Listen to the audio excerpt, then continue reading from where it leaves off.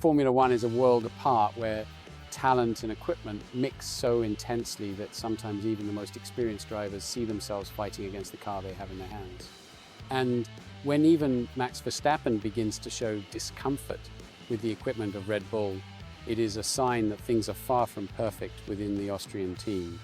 The season is still in its first chapters, but signs of wear and tear are already appearing, especially after a GP of China where the Dutchman had to settle for a fourth place, something rare for those accustomed to dominating.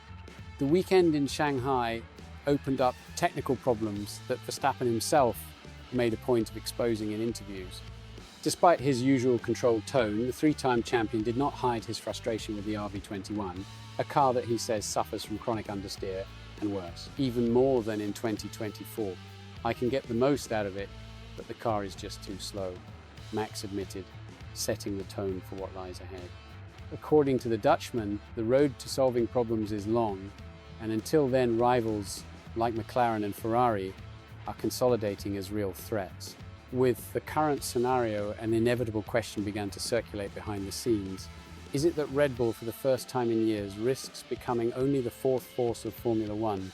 Asked directly about this, Verstappen was sincere. "That's what it looks like to me," he said. "McLaren, led by Lando Norris, has already taken the lead and Ferrari remains consistent. Even Mercedes, who had been skating, begins to give signs of reaction. Meanwhile, the Dutchman is forced to compensate in the arm what the car does not deliver. And it is precisely in this context that a curious and at the same time controversial situation began to emerge. Some say that the Racing Bull's V-Carb 02, traditionally the satellite team of Red Bull, can be today more competitive than the RB21 itself. As absurd as it sounds, Verstappen not only heard this theory but also gave his sincere opinion. When Liam Lawson was there, he was on the same level as Yuki Tsunoda. Now the difference is big, and the Racing Bulls are very close to me. That says a lot," shot the Dutchman. Verstappen went further and suggested, without blunting, that perhaps the solution is to return Liam Lawson to his old seat in the Racing Bulls, next to Isaac Hadjar, so that the New Zealander can once again show his true potential. "I think if you give the Racing Bulls car to him, he'll be faster," said Max, reinforcing the idea that the V-Carb 02 seems like a more driver-friendly car than the main Red Bull car. According to Verstappen, Lawson himself has already confessed to him how difficult it is to adapt to the RB21. The memory of 2008, when the then Toro Rosso with Sebastian Vettel surpassed the Red Bull Racing itself, also came to light.